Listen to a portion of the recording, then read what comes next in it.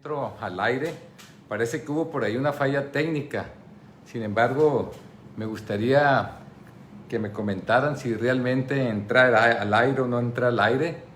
No sé si haya una falla aquí por internet, pero ahorita vamos a checar. No me tardo nada, nadita. Parece que ya, por lo que estoy viendo aquí, ya está llegando la gente, están llegando los saludos, ya estamos, ¿verdad?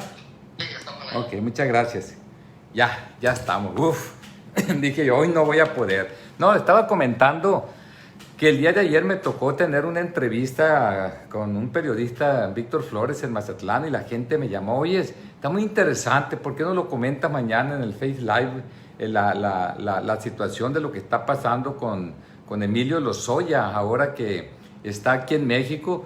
Y que muchos políticos pues están en el filo de la navaja porque está haciendo denuncias muy importantes de corrupción. Sin embargo, comenté el día de ayer que forzosamente el que acusa tiene que probar. Y bueno, esto es la historia de México. Yo quiero decirles a todas y todos ustedes que a mí me tocaron esos tiempos. O sea, me tocaron los tiempos cuando se aprobó la reforma energética aquí en México y siempre tuve un discurso muy fuerte y esto lo hice, hay evidencia de eso, desde luego.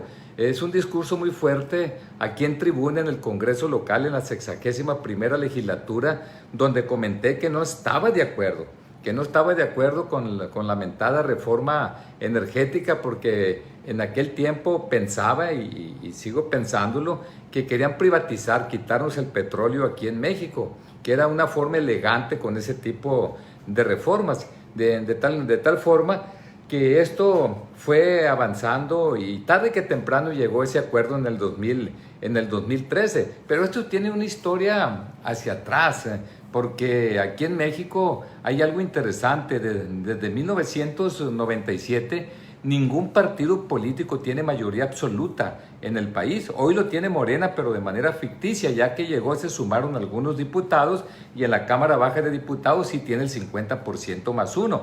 Pero fue a raíz de eso, no en torno al mismo proceso democrático que se desarrolló. De tal manera que desde 1997 y desde el año 2000 ningún partido político tiene mayoría absoluta en lo que es el Senado de la República. Y en ese tenor es muy difícil tomar acuerdos en el Congreso del Estado. No se me olvida ese año 2012, cuando el señor Peña Nieto participó para ser presidente de la República. Todo el mundo decía que iba a barrer, que parecía muñeco, que siempre andaba bien peinado y que iba a barrer y que iba a tener más del 50% de la votación y con una facilidad tremenda iba a desbancar al Partido Acción Nacional, porque en ese tiempo gobernaba Felipe Calderón Hinojosa por ese partido. Terminó la votación y se llevó una gran sorpresa, lo que es el propio Peña Nieto. Ganó, es cierto, ganó, pero no con más del 50%. La verdad es que desde 1988 ningún candidato a la presidencia de la República gana con el 50% más uno. En el caso de Salinas de Gortari ganó por el fraude electoral y apenitas un poco más del 50%, pero cuando ya viene el próximo candidato a la presidencia de la República, que es el señor Zedillo Ponce de León, pues él apenas, no tuvo el 50%, tuvo el 48 punto y fracción por ciento, ya no tuvo la mayoría absoluta, la mayoría absoluta, es decir, ya no tuvo el 50% más uno de la votación como sucedía en el pasado, a raíz de que todo cambió en México. Acuérdense ustedes que nació primero lo que es el IFE, después tuvo autonomía constitucional y las cosas han cambiado mucho en nuestro país. Después de Ponce de León, que le entregó prácticamente la estafeta a la presidencia de la República al señor Fox, pero el señor Fox tuvo apenas el 42 punto y fracción por ciento de la votación emitida. Y después del señor Fox viene el señor Felipe Calderón Hinojosa y tiene menos del 36% de la votación. Y ya cuando llega en el 2012 el señor Peña Nieto, pues pensaban ellos que iban a barrer prácticamente, que iban a ganar la mayoría en la Cámara Baja de Diputados. ¿Y cuál fue la sorpresa? La sorpresa fue que apenas obtuvo, si mal no recuerdo, el 38.2% de la votación emitida y no tuvo la mayoría absoluta de la Cámara Baja de Diputados, y ellos traían un grandioso plan de privatización aquí en México, entre ellos lo que tiene que ver el petróleo, la energía, aquí en México, de tal manera que ellos llegaron y ¿qué hicieron? Bueno, pues acordar con el resto de los partidos políticos, hombre. No, a mí me tocó vivirlo, no lo digo a tanteo, me tocó vivir esa época. Yo recuerdo que era diputado aquí en el Congreso del Estado. ¿Qué fue lo que hizo el señor Peña Nieto? Pues fue, hey, ven para acá, a ver tú, Partido Acción Nacional, ayúdame para aprobar la reforma de telecomunicaciones, la reforma educativa, la reforma fiscal, la reforma energética. Necesito un paquete de reformas para poder yo gobernar y que México cambie. Fue lo que vendieron en su momento ellos. Nada más que aquí hay que decirlo de manera muy clara. Cuando dice, por ejemplo, el Partido de la Revolución Democrática, que no apoyó, en ese caso, la reforma energética, es cierto, no la apoyó. Cuando dice el Partido Acción Nacional que no apoyó la reforma fiscal, es cierto, no la apoyó. En aquel tiempo yo en tribuna lo dije, el Partido Revolucionario Institucional se está conchavando a lo que es el Partido Acción Nacional, porque con él hace la mayoría calificada, las 2/3 partes de la votación, y es la única manera de poder tener mayoría calificada, o sea, las 2/3 partes de la votación. Y para ello se necesitaba para realizar lo que es la reforma energética aquí en México. Entonces, eso se llevó a cabo la votación y completaron las 2/3 partes. ¿Entre quién? Entre el Partido Acción Nacional y el PRI. Y cuando se iba a aprobar la reforma fiscal, el PAN, pues lógicamente que no quería apoyarla para no quedar mal con los empresarios en ese tiempo. No se necesitaba la mayoría calificada porque no era un cambio constitucional, eran cambios de leyes generales, y con los votos del PRD completaba en ese tiempo. Entonces, el PRD se prestó para la reforma fiscal y lo que es el Partido de Acción Nacional para la reforma energética. Es la historia del famoso Pacto por México que a mí me tocó. Quiero decirles que hay un partido nada más en todo México que para poder votar, porque ustedes saben que el constituyente permanente se conforma por los congresos estatales. Cuando hay una reforma constitucional en el Congreso de la Unión, se tiene que aprobar también en los estados con el 50% más 1 de lo que son los congresos locales. De lo contrario no pasa. Entonces, eso tenía que llegar aquí a Sinaloa. Nosotros no estábamos de acuerdo como partido sinaloense. Yo le dije a la gente de nosotros como equipo, como partido, vamos a levantar una consulta en todo Sinaloa. De tal manera que nosotros pusimos urnas en las diferentes plazas públicas de todo el estado de Sinaloa y la gente votó para ver si se aceptaba o no la reforma energética aquí en el estado de Sinaloa. Más del 75%, 76, 77% dijo no a la reforma energética. Y yo estuve en tribuna, enseñé la consulta, los resultados los enseñé y nuestro voto va en contra. En ese tiempo éramos 3 votos nosotros, lógicamente que ganó el partido mayoritario en ese tiempo, pero fue el único partido, un partido local se atrevió a hacer una consulta aquí en México. Los otros partidos no hicieron ninguna consulta. Y en ese tenor llevamos nuestra posición de la gente, ¿no? Y cuánta razón tuvo la gente, cuánta razón. Yo me acuerdo que una vez, siendo diputado, nos invitaron a una reunión general de diputados allá en México, o sea, de diputados locales, y estaba el secretario de Energía de México, el señor Joaquín Caldwell, algo así, ¿no? Entonces, recuerdo que él dijo que en ese tiempo el país producía 2.500.000 barriles de petróleo al día y la idea era llegar a 3 millones de barriles de petróleo al día. Yo levanté la mano y le pregunté al señor secretario, a ver, pero hace unos años estábamos generando 3.400.000 barriles de petróleo al día. Quiere decir que vamos para atrás, ni con la reforma energética vamos a lograr lo que teníamos antes. Poco a poco, me dijo, de tal manera que ellos entregaron el sexenio generando no los 2.500.000 barriles de petróleo de producción al día, mucho menos los 3 millones. Lo entregaron con 1.700.000, algo así, de barriles de petróleo de producción al día. Lo que habíamos comentado, pues prácticamente se acabaron Pemex, se lo acabaron. Ahí está, por ejemplo, pues cómo derrochaban el dinero, cómo prácticamente la cantidad de jubilados casi es igual a la cantidad de activos. Es imposible que una empresa pueda resaltar así, ¿no? El número de trabajadores era un excedente tremendo lo que había.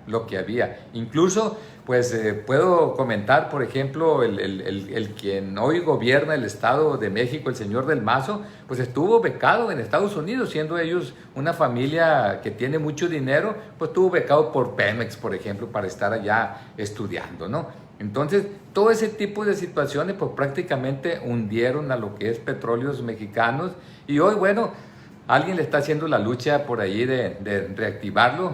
Lo entregaron en terapia intensiva, prácticamente le tuvieron que conectar un respirador artificial y en este momento pues le están dando hasta masajes cardíacos para poder a ver si lo pueden revivir, ¿no? Porque está prácticamente muerto. Esa es la realidad, es lo que nosotros estamos viviendo y es lo que comenté el día de ayer. Y bueno, el señor Lozoya comenta que para que se diera aquella votación en el 2013, porque hubo un recurso económico para diferentes diputados y senadores. Yo nomás lo que digo, lo que siempre he dicho, para poder, ¿no? El que acusa tiene que probar, en pocas palabras, no nos enredemos.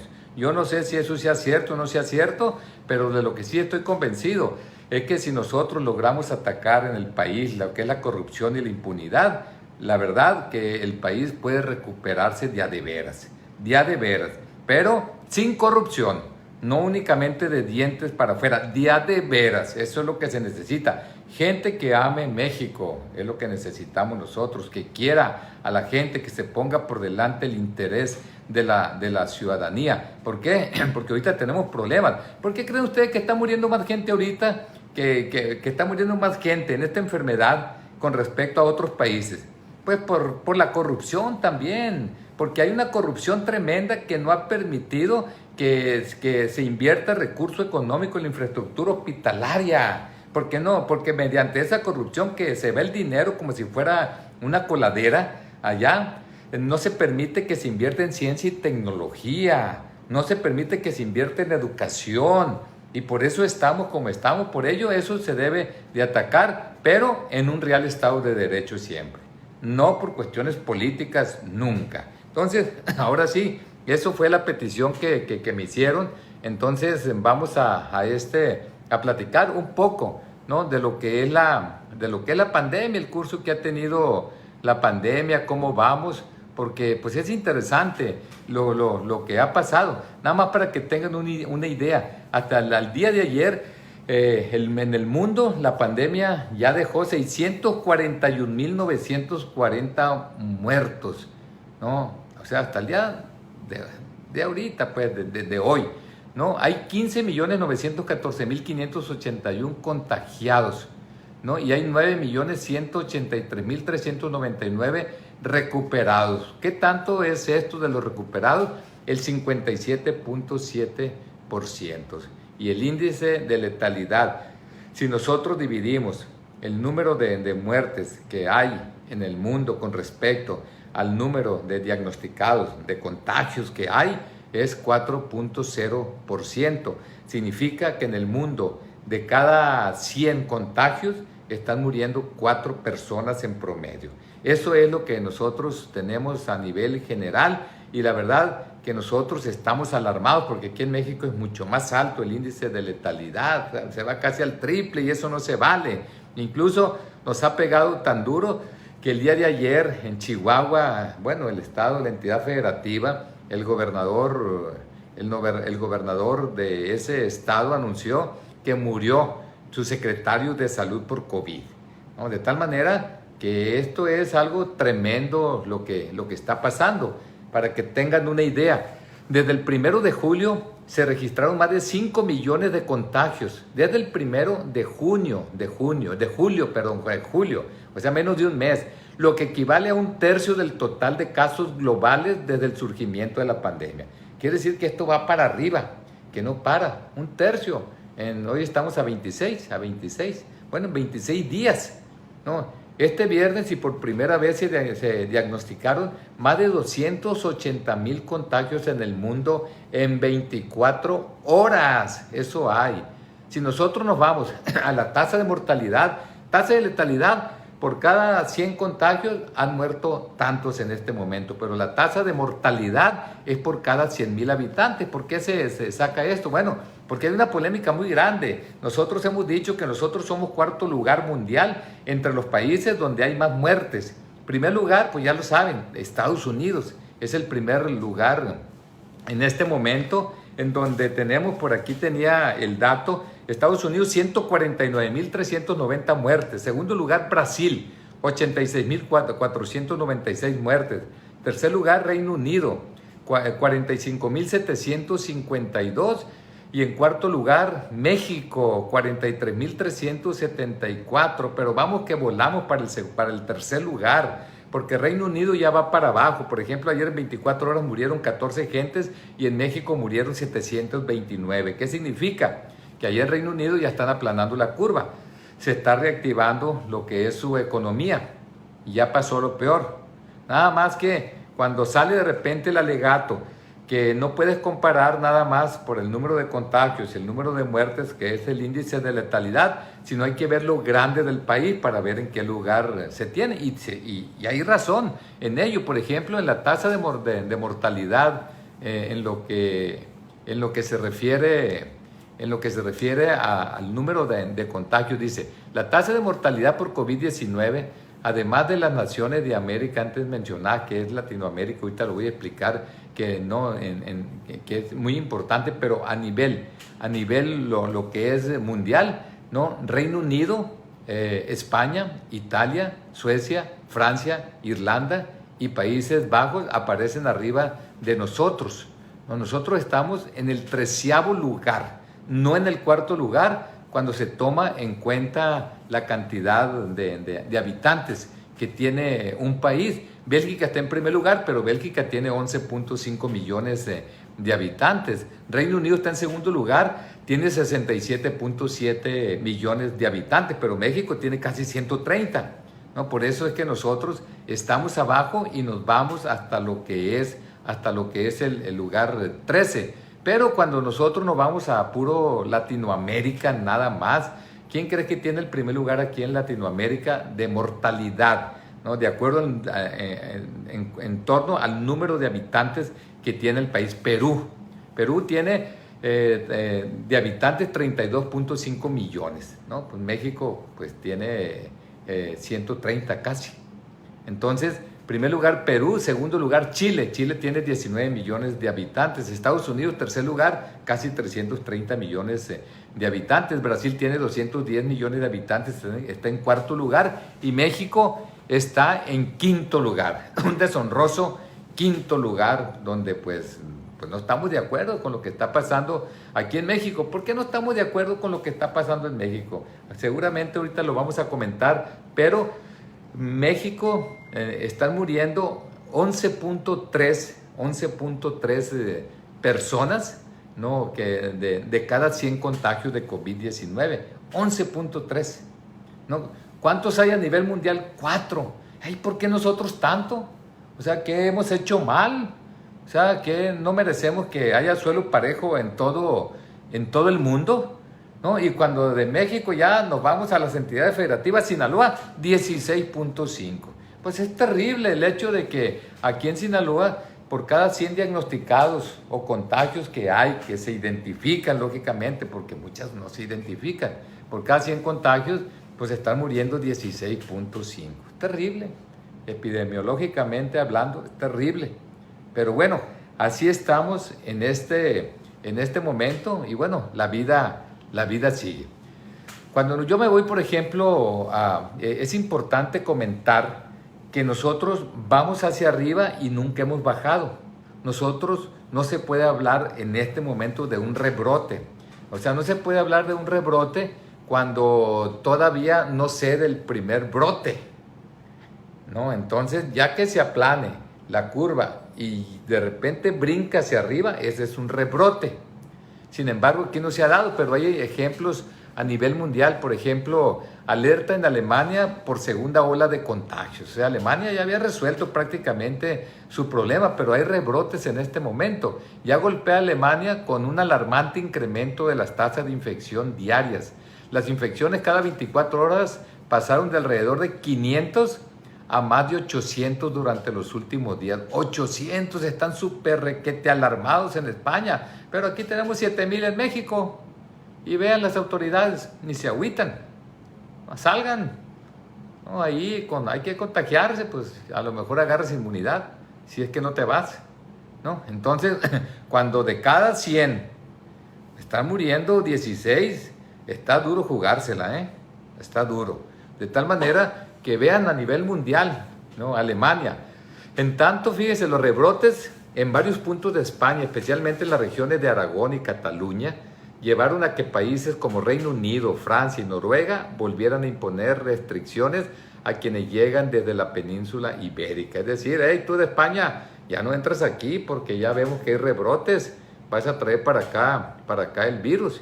Y aquí nosotros, pues no hay ningún control epidemiológico. Vengan todos los que puedan, hombre, vengan a bañarse en la playa, vengan, ya le vamos a abrir los bares y los gimnasios. Por si acaso eso es un impedimento por el que no vienen, hombre. ¿Y la salud y la vida qué?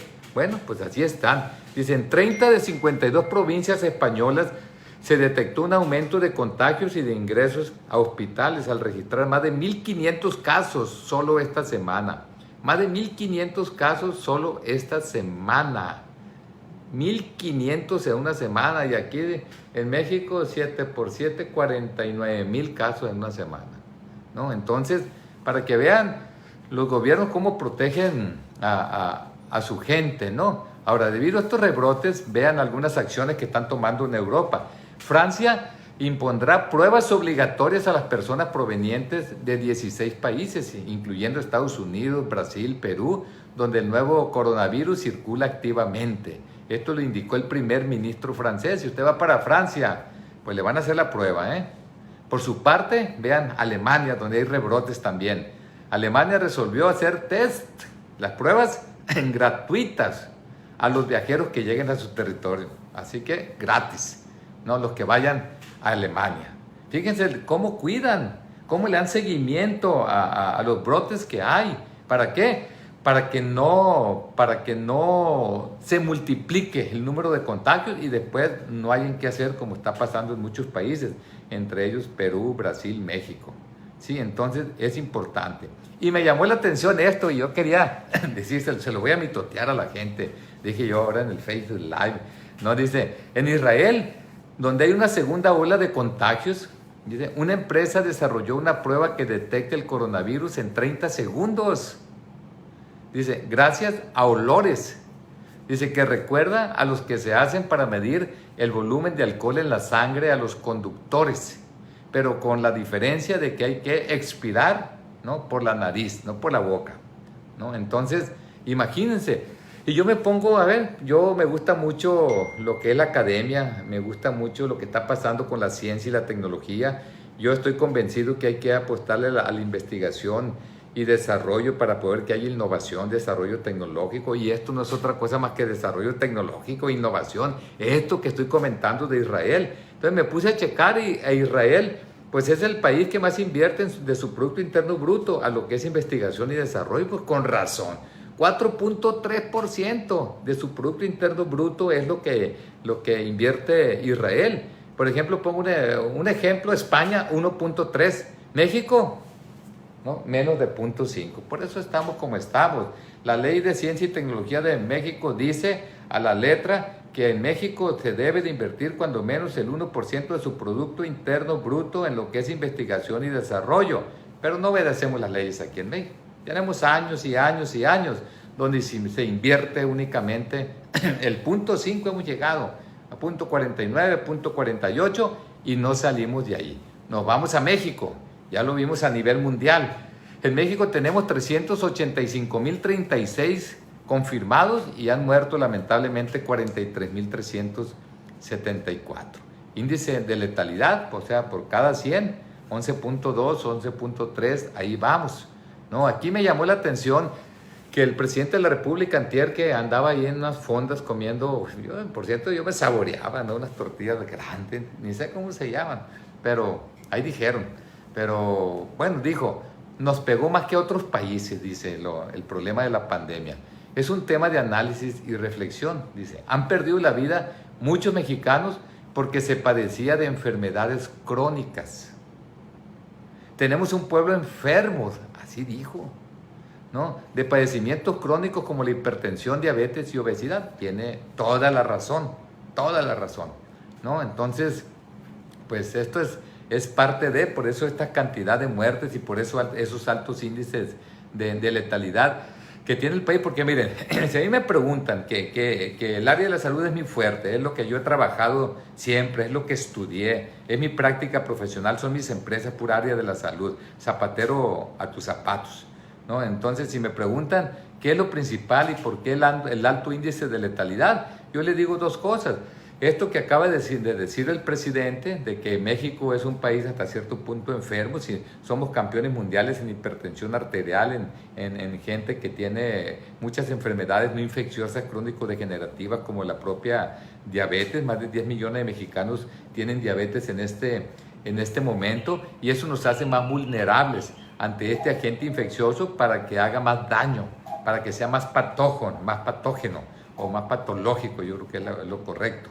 Entonces, ese agente etiológico nos pega durísimo a nosotros y mucho tiene que ver. Y lo otro es la falta de atención médica, una buena infraestructura hospitalaria y sobre todo que estamos llegando tarde a la atención médica como consecuencia de la pésima comunicación que hay entre los gobiernos para comunicarse con la gente que de repente se enferma, qué es lo que tiene que hacer de manera inmediata, porque lo único que le dicen, vete a tu casa, refúndete en una habitación, toma paracetamol y si no aguantas te vienen para acá, pero van cuando ya hay insuficiencia respiratoria, cuando la tomografía de tórax ya está completamente blanca, grisácea, todo invadido y donde hay una hiperinflamación de lo que es los diferentes órganos. Por ejemplo, este señor que murió el día de ayer, el secretario de Salud de Chihuahua, ¿por qué creen que murió? No murió por asfixia, ¿no? Murió de un paro cardíaco, ¿no? Puede decir, que estaba enfermo del corazón, quién sabe. Cuando el virus llega, ¿no?, e invade el pulmón, lo que sigue es una hiperinflamación. Y ya viene una tormenta de citocina, nosotros le llamamos muchas sustancias químicas que se liberan y se genera un efecto inflamatorio en todo el organismo, ¿no? Y esto va a dar al hígado, va a dar a los riñones y también al corazón, ¿no? Y ya dicen que aquí también el cerebro, ¿no? Entonces, no sabe, posiblemente a lo mejor tenía un problema cardíaco, una cardiopatía este señor, pero lo cierto es que murió y tenía coronavirus. Yo estaba checando aquí, por ejemplo, Sinaloa. Yo estoy defendiendo mi estado, yo digo lo que pienso porque quiero que la gente no muera, que quiero que la gente esté más abusada, que tenga más información. El que no sabe es como el que no ve. Si tú vas caminando por una banqueta y hay una alcantarilla ahí que ya se robaron el fierro ahí y quedó el vacío, pues si no sabes, puedes caer en ella, pero si sabes, te echas un brinquito. Eso es lo que quiero, que eche un brinquito la gente.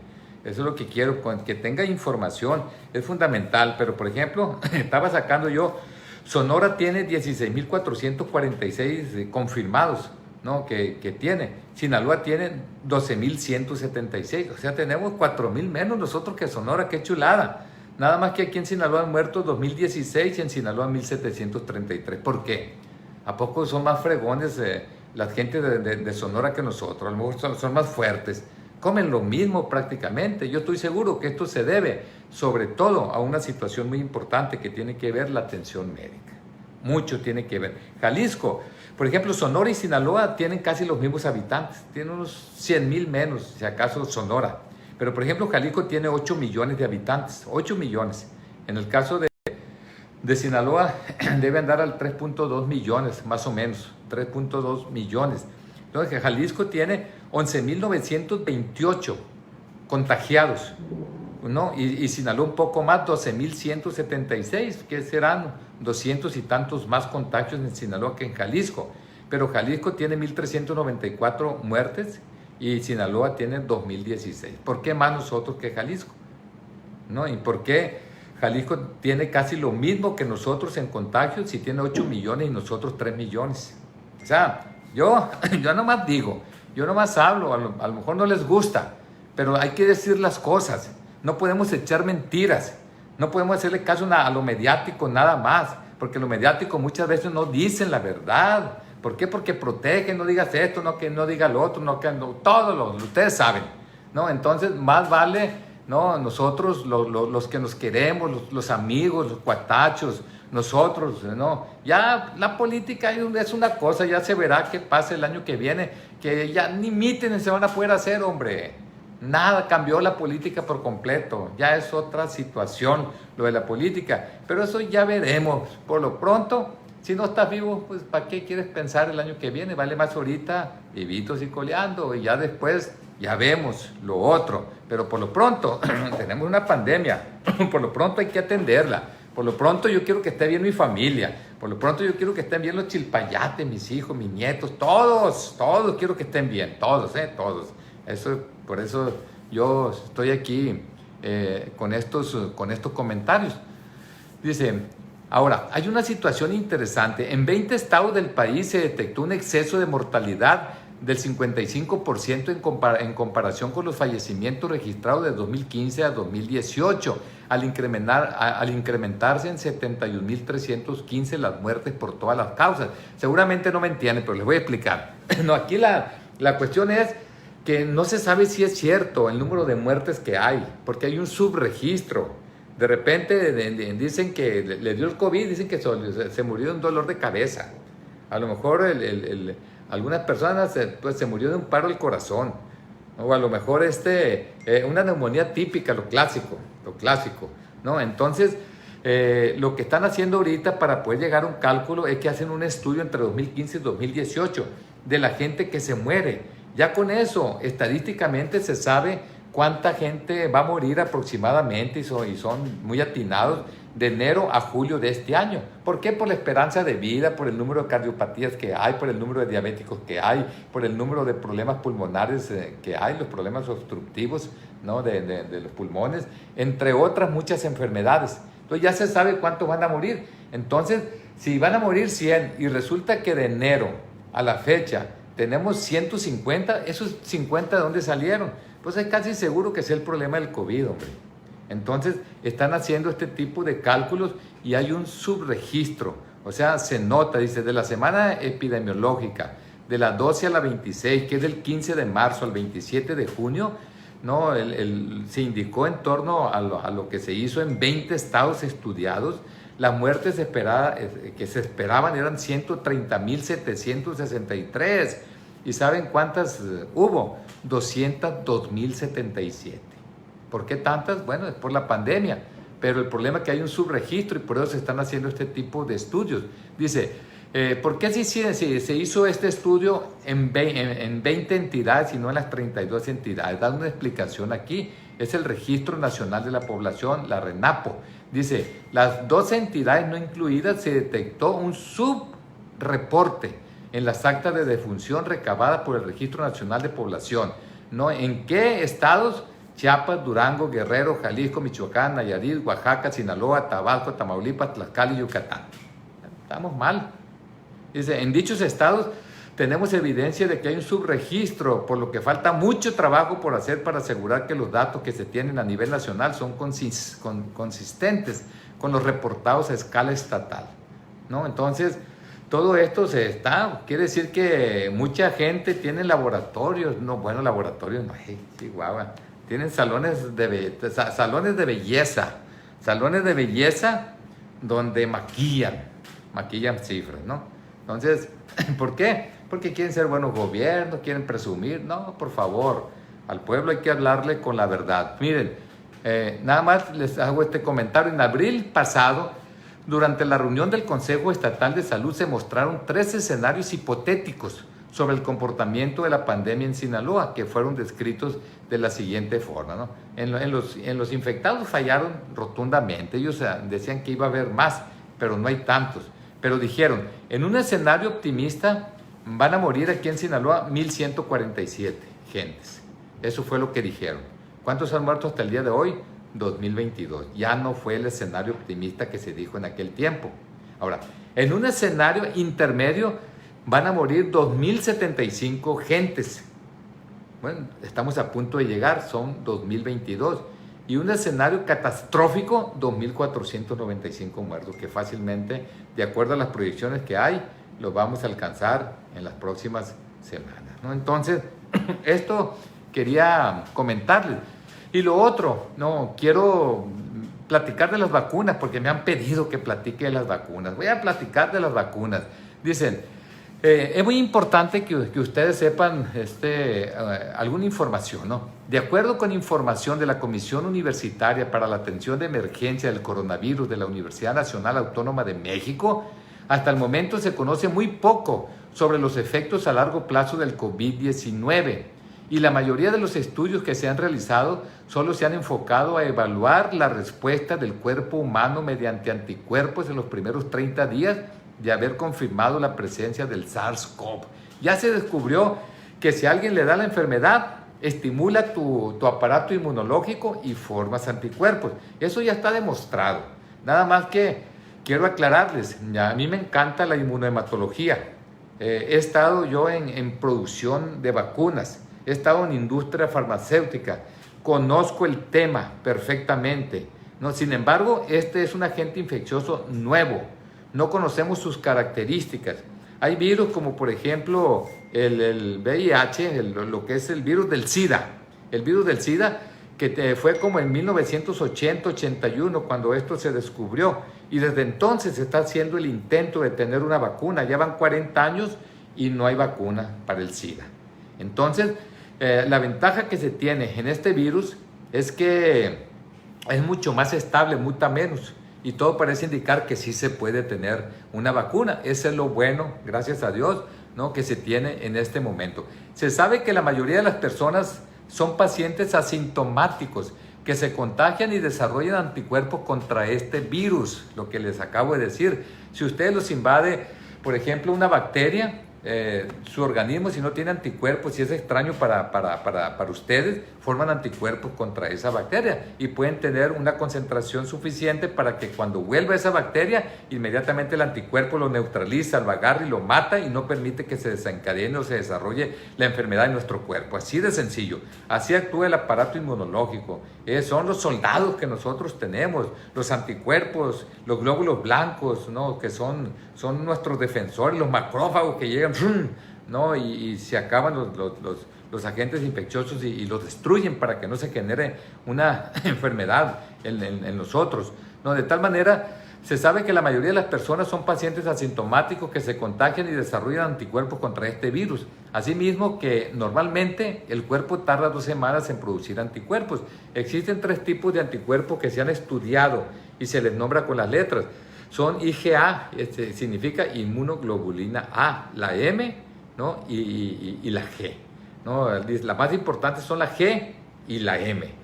Definitivamente es lo que nosotros cuantificamos en las pruebas rápidas. Pero fíjense cómo dice, alrededor de 2 semanas después de que le llega. Por eso, si ustedes en cuanto tienen los síntomas van y se hacen una prueba serológica, les va a dar negativa. Y no es que no tengan la enfermedad. Pero mucha gente, como la mayor parte lo dice aquí, son asintomáticos, quiere saber si algún día tuvo esta enfermedad. ¿Cómo sabemos si algún día tuvo esta enfermedad? Bueno, voy al laboratorio de Quen y le dicen que nos haga una prueba serológica, nosotros le cuantificamos y si hay anticuerpos IgG, sobre todo los IgM están cuando la enfermedad activa, si la encontramos los semen le vamos a decir, ahorita la tienes, ¿no? Pero si ya desapareció y nada más está la inmunoglobulina G, quiere decir que la tuviste algún día. La gente queda un tanto, como decimos en el rancho, a gusto, ¿no? ¿Por qué? Bueno, queda porque hay anticuerpos y los anticuerpos son soldados. Es decir, tenemos soldados, tenemos una parte de la Guardia Nacional aquí dentro de nosotros. Pues se van para todos lados, anda la Guardia Nacional. A lo mejor aquí también a nosotros nos va a ayudar. Son nuestras defensas los anticuerpos, ¿no? Entonces, eso es un hecho, por eso así se realizan las vacunas, ¿no? A mí me gustó mucho, esto me gustó mucho, miren, vean. ¿Quién es? Donald Trump. Vean, con tapabocas, qué elegante, ¿no? Al fin, eso es bueno, ¿no? Acuérdense que no quería para nada. Bueno, estamos en lo de las vacunas. No, una vacuna tiene que pasar por varias etapas. Una de ellas es la etapa preclínica, donde la experimentación es en animales. Ya se los comenté la otra vez, tienen que ser animales que tengan un metabolismo parecido al del ser humano, como las ratas, los ratones y lo que tiene que ver con los monos, los chimpancés, ¿no? Entonces es lo primero, ¿no? Ya si pasa esa etapa preclínica, pasa a una primera fase, donde se hace una experimentación con pocos seres humanos, alrededor de 10, 12, 14, 20, no más. Si pasa esa etapa, pasa a la segunda fase, con cientos de seres humanos. Si pasa esa fase, a una tercera, que son con miles de seres humanos.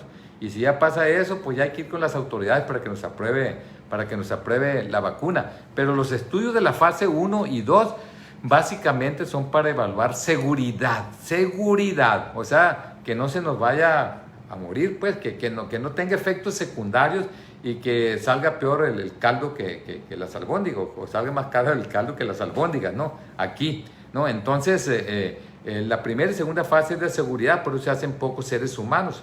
Y ya la tercera fase es en miles. Pero ¿para qué es esto? Es para medir o evaluar la eficacia. Si sirve o no sirve. Porque puede tener anticuerpos, pero esos anticuerpos, los soldados son pocos y llegan los invasores y se los acaban y producen la enfermedad. Entonces necesita una buena concentración de anticuerpos. Bueno, y la pregunta que ustedes me hicieron, ¿cómo vamos en esto?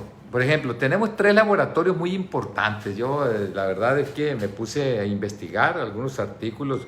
Esto es en base a artículos, ¿no? Artículos muy importantes que se tienen de revistas especializadas. Por ejemplo, el laboratorio Pfizer y BioNTech es uno de ellos. Este está en Estados Unidos y Alemania. El laboratorio Moderna de Massachusetts Massachusetts, Estados Unidos. Y el Instituto Jenner de la Universidad de Oxford y con AstraZeneca, que es en Reino Unido esto. Y hay otras vacunas chinas también muy buenas, son varias las que están. Dice, si nosotros nos vamos al laboratorio Pfizer, no, yo tengo que darles a ustedes datos que valgan la pena. Dice, se proporcionaron datos adicionales que mostraron que es segura e indujo una respuesta inmunológica en los pacientes que participaron del estudio. O sea, sí respondió. Los resultados revelados corresponden a un ensayo realizado en Alemania que evaluó a 60 voluntarios sanos y llega después que ambas empresas publicaran a principios de julio datos de un ensayo de etapa inicial en Estados Unidos. Dice, el ensayo demostró que los voluntarios que recibieron 2 dosis de la vacuna produjeron anticuerpos neutralizantes del virus, o sea que sí mata el virus. Entonces esto es muy importante. Ya, esto dice, Argentina fue seleccionada para probar la vacuna de Pfizer, ya que un grupo de investigadores argentinos fueron seleccionados por su capacidad logística y conocimiento en enfermedades respiratorias virales. Entonces, ahí va esta vacuna. La del laboratorio Moderna de Estados Unidos utiliza material genético llamado ARNA, ácido desoxirribonucleico, así se llama. Y el otro es desoxi y este es ribonucleico, ácido ribonucleico mensajero, para hacer que las células produzcan la proteína espiga del coronavirus. La empresa anunció que su vacuna contra el coronavirus produjo anticuerpos que neutralizaron la enfermedad. Buena vacuna. Comenzará la fase 3, ¿no? Y última etapa de la prueba de su vacuna contra el coronavirus el 27 de julio. Situación que la convierte en el primer proyecto en comenzar con las pruebas finales. En dicha etapa participarán 30,000 personas en 87 diferentes sitios de Estados Unidos. El objetivo es comprobar que la vacuna es segura y si ésta evita frenar el avance de los síntomas en una persona infectada con coronavirus. Ahí va. Dice el otro, la de Oxford y AstraZeneca. Dice, la prestigiosa casa de altos estudios anunció los primeros resultados de su vacuna contra el coronavirus, ¿no? Genera anticuerpos y es segura, es lo que se dice. ya se confirmó. La opción desarrollada junto con el laboratorio AstraZeneca produjo una respuesta inmune en la etapa preliminar de ensayos clínicos con más de 1,000 voluntarios sanos. La fase 3 ya se está realizando en Reino Unido, Brasil y Sudáfrica. La fórmula denominada, bueno, ellos tienen un nombre, está siendo elaborada por AstraZeneca en colaboración con científicos de la Universidad de Oxford y no presentó ningún efecto colateral grave en los 1,077 voluntarios. O sea, ¿qué ventaja esto? Adultos sanos de entre 18 y 55 años que produjeron respuesta inmune. Y aquí va lo bueno. Aparte de lo que es la respuesta inmune, los anticuerpos, también esto genera una inmunidad celular. Se llaman células T, ¿no?, que pueden combatir al virus. Esto es muy bueno. Entonces, esto es lo que se tiene. Era la pregunta que ustedes me hacían y que yo quería, pues, con mucha responsabilidad comentarlo con ustedes. No, fíjense lo que dice AstraZeneca, ¿no? Dice que podría tener la vacuna contra el COVID en cualquier momento a partir de septiembre si todo va bien. Dice, están en camino de tener una posible vacuna para fines de este año o principios del próximo año. Y una de las compañías incluso espera tener una lista en septiembre. Dijo en la subcomisión de supervisión e investigación de la Comisión de Energía y Comercio de la Cámara de Representantes de la vacuna de AstraZeneca, podría estar disponible en cualquier momento a partir de septiembre, si todo sale bien en los ensayos clínicos. O sea que muchas oraciones, aunque se hagan ricos estos gallos. Pues así es la investigación, el que le invierte, innova, descubre nuevos conocimientos. Ahora, México, ¿qué es lo que ha hecho México? México es uno de los 38 países que enviaron ya a la Organización Panamericana de la Salud una solicitud para participar en el fondo rotatorio para la compra de vacunas contra COVID-19. Es decir, si hay vacunas, México quiere comprar. Es muy caro esto de las vacunas, pero ahí está, ¿no? Esto para que ustedes... Ahora, falta probar si la vacuna previene la infección de la enfermedad. Dice, en el desarrollo de la vacuna contra COVID-19 falta lo más importante, demostrar su capacidad para prevenir la infección del virus o la enfermedad que éste provoca, así como el tiempo efectivo y protección. Es lo que les decía, pues, eficiencia. Hace un rato les comenté que las primeras 2 etapas eran para seguridad, para que no se nos vaya a morir el paciente, lógicamente. Ahora la eficiencia. Ya no se murieron los pacientes, ya es segura estas vacunas. Ahora falta saber si realmente, bueno, son eficientes. Dice, cada vez son más vacunas, entre 23 que han llegado a etapa más avanzada en investigaciones en distintas partes del mundo. O sea, que estas que comenté son unas cuantas, pero hay 23 que ya están en las últimas etapas, ¿no? Todas estas están llegando a la fase 3, que implica que tras haber mostrado ser seguras y cierta eficacia, pueden empezar a ser administradas a miles de personas, ¿no? Entonces, es buena noticia, pero también, bueno, ahorita fíjense lo que dijo Trump. Trump dijo que su mayor prioridad es conseguir una vacuna. O sea, pues yo quiero a Trump por ese lado, ¿no? Y explicó que su gobierno ha invertido millones de dólares en la producción masiva de las opciones más prometedoras para que en cuanto se compruebe que hay una vacuna segura, pueda distribuirse a millones de estadounidenses. Pues han muerto casi 150,000 estadounidenses. Y esto es bien importante. El gobierno de Estados Unidos, para que vean la seriedad, ¿no? Señaló que pagará, esto fue hace días, $1,950 millones a Pfizer. Fíjese, le está pagando por adelantado antes de estar seguro si vamos a tener la vacuna segura, ¿no? Y a la firma alemana BioNTech para que produzcan y suministren al país 100 millones de dosis de su candidata a vacuna contra el COVID-19. O sea, su candidata, ¿por qué? Porque todavía no está registrada, pero ya está soltando casi $2,000 millones Estados Unidos. El acuerdo permitirá al gobierno adquirir un volumen adicional de 500 millones de dosis. Dice, Pfizer entregará las dosis si el producto recibe autorización para uso de emergencia o una licencia de la Administración de Fármacos y Alimentos, la FDA, ¿no?, de Estados Unidos, después de haber demostrado la eficacia y seguridad de su vacuna en los ensayos clínicos exhaustivos de la fase 3. Se considera crucial encontrar una vacuna para detener la pandemia del coronavirus y los gobiernos de todo el mundo están firmando acuerdos con las farmacéuticas para tener acceso a dosis de sus candidatas, ¿no? Entonces, pues ahí va la cosa, ¿no? Entonces, pero quiero también platicar para no dejar atrás a China. El gobierno de China está en disposición de prestar $1,000 millones de dólares a la región latinoamericana para obtener la vacuna que se desarrolla en su país. O sea, yo te presto, tú compras, no tienes lana, yo te presto, ahí te dejo pues hipotecado, embargado, ¿no? Esto lo afirmó el ministro de Relaciones Exteriores Wang Yi durante la conferencia que encabezó junto con el canciller mexicano Marcelo Ebrard. El canciller chino resaltó que esta vacuna será de acceso universal, ¿no? Entonces, ¿qué dice Ebrard? El secretario de Relaciones, el canciller de Relaciones Exteriores de México. México tiene una reserva estratégica para hacer frente a situaciones de emergencia como es la pandemia de COVID-19, por lo que cuando la vacuna esté disponible habrá el dinero necesario para adquirirla. Ojalá, porque México pues, está molado. Imagínense 2,000 millones de dólares que pagó por 100,000 dosis, por 100 millones de dosis Estados Unidos por adelantado, son alrededor de 46,000 millones de pesos por 100 millones de dosis. Bueno, pues ustedes digan. Ahora, nunca falta un aguafiestas para esto, pero se los tengo que decir a ustedes, porque si no, no tendría por qué estar aquí.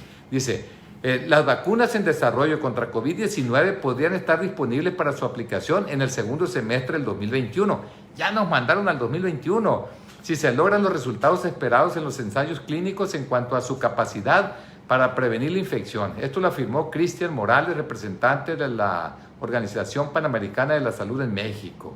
No, dijo, advirtió que cualquiera de los productos tendrá que comprobar su eficacia y calidad de los mexicanos por las variaciones genéticas de nuestro sistema de defensa respecto al de otras poblaciones. No, pues ya dijo AstraZeneca que para septiembre, hombre, yo me quedo con esa. Dice, Morales señaló que el COVID-19 estará presente hasta el 2025 y tal vez más allá, debido a que no habrá una vacuna pronto. Lo mejor será reforzar las medidas efectivas de prevención, principalmente mantener la sana distancia, el lavado frecuente de manos y el uso de cubrebocas en espacios públicos.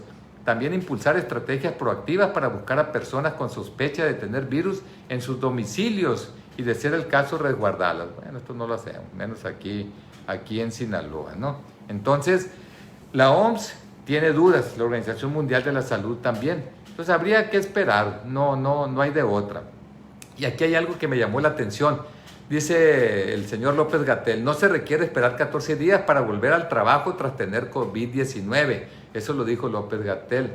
Respecto al retorno de personas al trabajo, personas que han padecido COVID, recientemente la evidencia científica ha permitido visualizar que no se requiere esperar los 14 días.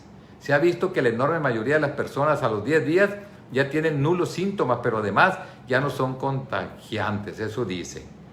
No se conocen muchas cosas, 10 días es muy poquito desde mi punto de vista. Esto nos llevó hace unos pocos días, dice, a cambiar. Dice, ya no se requiere la prueba comprobatoria de que ha desaparecido el virus, en vista de que la probabilidad es extremadamente alta de que a los 10 días ya no se tenga el virus. O sea que no quieren gastar, pues, no quieren corroborar. Pues ¿cómo no se va a reconfirmar que estás negativo? Ahí está el secretario de Salud de Chihuahua, el 2 de julio lo internaron, pasaron 20 días y seguía dando positivo, ¿no? Y así muchos casos que yo conozco que siguen dando positivos. Y ahí le va esta para Ripley, ¿no? Por ejemplo, en Brasil el presidente Jair Bolsonaro dijo ayer que dio negativo al coronavirus, según una cuarta prueba de detección, después de que el 7 de julio afirmó que se había contagiado.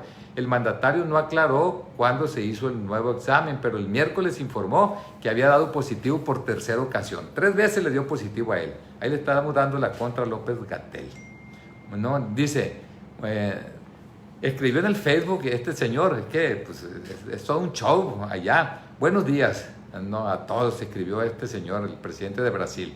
Después de reportar que la prueba salió negativa, dice, en la publicación agregó una foto de él sosteniendo una caja de hidroxicloroquina, ¿no? El antimalárico que Bolsonaro asegura que ayuda a contrarrestar los efectos del COVID-19, pero la comunidad científica no ha demostrado su efectividad.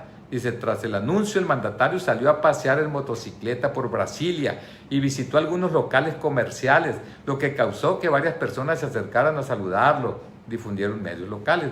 No sentí nada, fue lo que dijo, ni el inicio. Si no me hubiera hecho el test, ni me hubiera enterado que me contagié del virus. Eso dijo el presidente de Brasil. Bueno, entonces, esto es interesante. Lo otro, a ver, yo creo que ya le vamos a parar.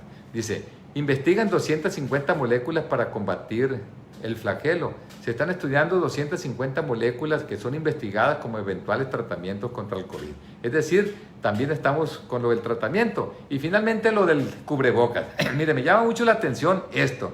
Es de Joseph Barron, jefe del Hospital Medical Center en Houston. Vean lo que dice. Yo me siento más seguro cuando estoy en mi unidad COVID que cuando estoy en un supermercado, porque en mi unidad COVID, por lo menos, sé quién tiene COVID, pero afuera en la calle no tienes idea quién lo tiene y quién no lo tiene. Fíjese la profundidad de estas palabras, cómo hay así de gente aquí en la playa, en los restaurantes, en todos lados, ¿no? Que son asintomáticos y que traen el COVID. Esto está demostrado. Por ello es muy importante que se tomen las medidas de prevención. Por ejemplo, en Hong Kong vive una tercera ola con 108 nuevos contagios, ¿no? Lo que llevó a las autoridades a endurecer las restricciones sanitarias, entre ellas obligatorio el uso de cubrebocas. Obligatorio. Que esto ya tengo casi 15 días haciendo la propuesta aquí en Sinaloa que sea obligatorio el uso del cubrebocas. ¿Por qué? Eso es lógico. Si tenemos nosotros una persona que está propagando el virus y usa el cubrebocas, esa gente que está propagando el virus, si llega alguien sano y no guarda la sana distancia, tiene una baja posibilidad de infectarse, un 5% nada más, un 5%. Pero si el que propaga no trae el cubrebocas, tiene un 90% de contagiar al otro. Pues ahí está, eso lo dice todo. No hay que apoyar a la gente, estamos en época de pandemia y como la gente no hace caso en torno a ello, pues la autoridad que diga todo aquel que no traiga cubrebocas le vamos a dar 3 mazotes, así como decíamos antes nosotros los niños. Algo se tiene que hacer. No, yo no quiero que sea nada autoritario, no quiero que se castigue a la gente, mucho menos que sea recaudatorio, pero sí debemos nosotros de ver la posibilidad de que esto sea obligatorio, que sea cuando es obligatorio, si no te voy a llamar la atención. Algo, o sea, hacer algo. ¿Por qué? Porque debido a eso estamos mal, por eso está muriendo tanta gente. Pregúntenle a los familiares de la gente, a las familias que se le ha muerto un familiar, ¿no? Entonces, eso es fundamental, por eso dice, el uso masivo de cubrebocas permitiría que la pandemia de COVID-19 estuviera bajo control en 4, 6 u 8 semanas, de acuerdo con el director de Centros para el Control y la Prevención de Enfermedades de los Estados Unidos, ¿no? Esto es, fíjese el comentario que hacen. Si todos usamos cubrebocas, la pandemia estaría controlada en un mes. Eso dice. O sea, es algo interesante que se tiene que ver. Y es lógico, si la transmisión del virus es por medio de la saliva, que nosotros ahorita, por ejemplo, es un salivero lo que yo estoy echando, pero son microscópicas, esta gotita de saliva. Pero si yo tuviera el coronavirus, ahí fueran miles y miles y miles de partículas virales. Entonces, si uso cubreboca, pues aquí se queda la saliva y así no hay contagio, hombre. Sentido común, hombre. ¿Quién no entiende esto que estoy comentando? Sentido común.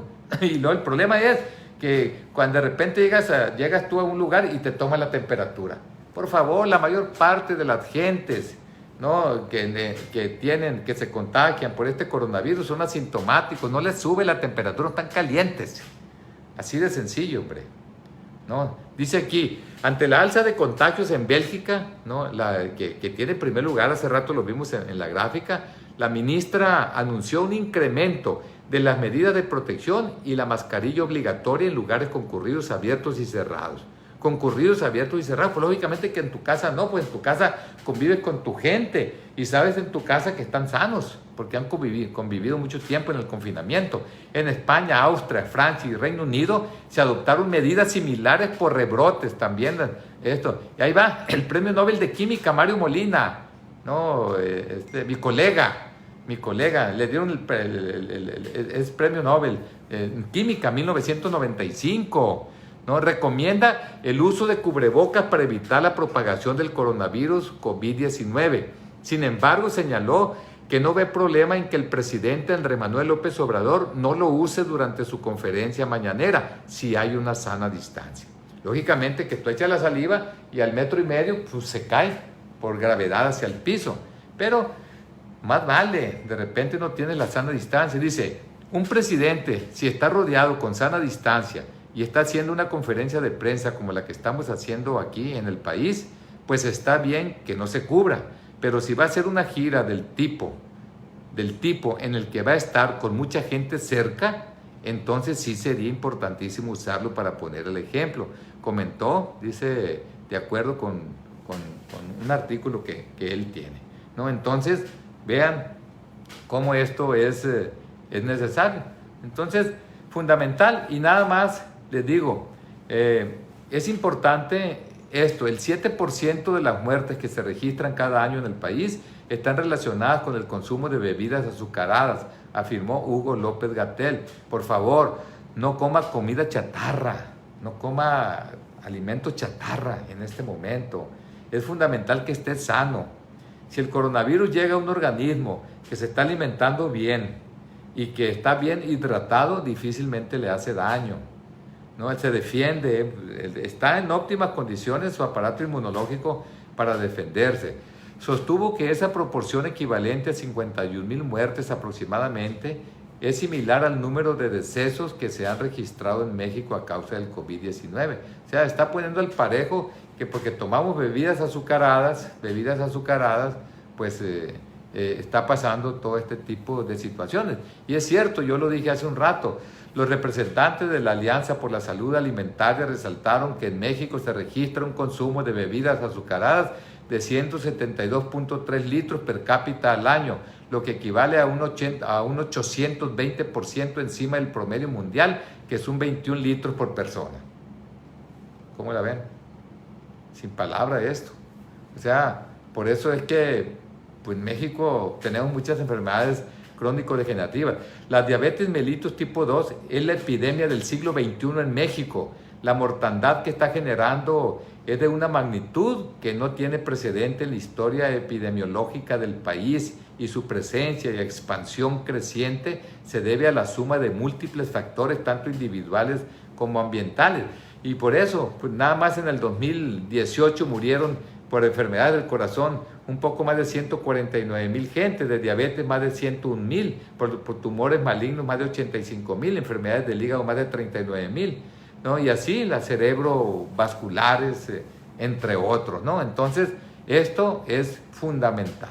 Entonces, hay que cuidarse, definitivamente hay que cuidarse, y seguimos insistiendo. Hace unos días grabé un video donde yo le digo al gobierno que estamos en época de pandemia.